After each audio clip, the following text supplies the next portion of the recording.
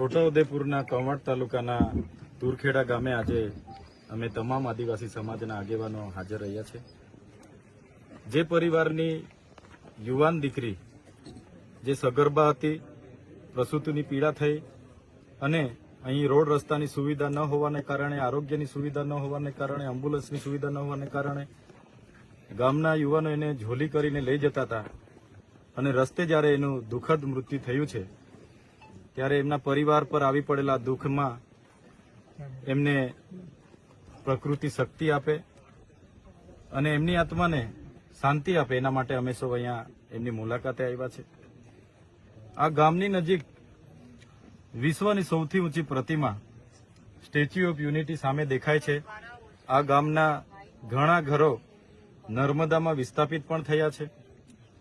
સરકાર એક બાજુ આઝાદી કા અમૃત મહોત્સવ મનાવે છે, મહિલા સશક્તિકરણની વાત થાય છે, સમાનતાની વાત થાય છે, તો આ એક વરવી વાસ્તવિકતા છે. ગામમાં આવીને અમે જાણ્યું કે અગાઉ પણ આવી રીતના 3 થી 4 બનાવો આવી રીતના જ મરી ગયા છે.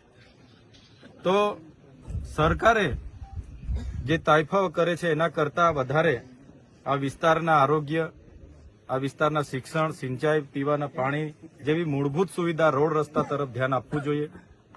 અમે ઘણા દુઃખી છે. અમે પોતે આ ઘટનાથી શરમથી અમારું માથું નમી જાય છે. છતાં આ પરિવાર પર આવી પડેલા દુઃખમાં એની નાની દીકરી જે આ 5-6 દિવસની છે એની વેદનાનું તો અમે બધા કલ્પના નથી કરી શકતા, પણ પરિવારની અમે સાથે છે. સરકારને પણ અમે કહીશું, અહીંના ચૂંટાયેલા પ્રતિનિધિઓ જે શાસક પક્ષમાં છે એમને પણ અમે કહીશું કે સામાજિક રીતે આ પરિવાર સાથે બધાએ આવીને ઉભા રહેવું જોઈએ. જે પણ મદદ મળે પરિવારના બાળકોને આવનાર દિવસોમાં ભણાવવાની કે તમામ પ્રકારની મદદ આવનાર દિવસોમાં સરકારમાંથી એમને મળે એ રજૂઆત પણ અમે કરીશું. સાથે સાથે આ ગામમાં આંગણવાડી નથી, પ્રાથમિક શાળા નથી, આ ફળિયામાં આવવા માટેના કોઈ રોડ રસ્તા નથી ને આ મૂળ ગામ છે. ત્યારે એ તમામ પ્રકારની સુવિધાઓ આવનાર દિવસોમાં સરકાર અહીંયા કરી આપે એ અમારી માંગણી રહેશે. રોડ રસ્તાથી માંડીને તમામ સુવિધાઓ આ જ વર્ષે આ ગામમાં સરકાર આપે એ માંગણી રહેશે. અગર સરકાર નથી આપતી તો આવનાર દિવસોમાં જલંદ આંદોલન પણ થશે. અમે લોકોએ દેશના વિકાસમાં આટલું બધું યોગદાન આપ્યું છે અને આજે અમારે આ વેઠવું પડે છે ત્યારે અમને ખૂબ દુઃખ થાય છે. એટલા માટે જલંદ આંદોલનો પણ થશે અને અમે આ ગામમાં જે પણ મૂળભૂત સુવિધાઓ બાકી છે પૂરી થાય એવી સરકારમાં માંગણી પણ કરવાના છે.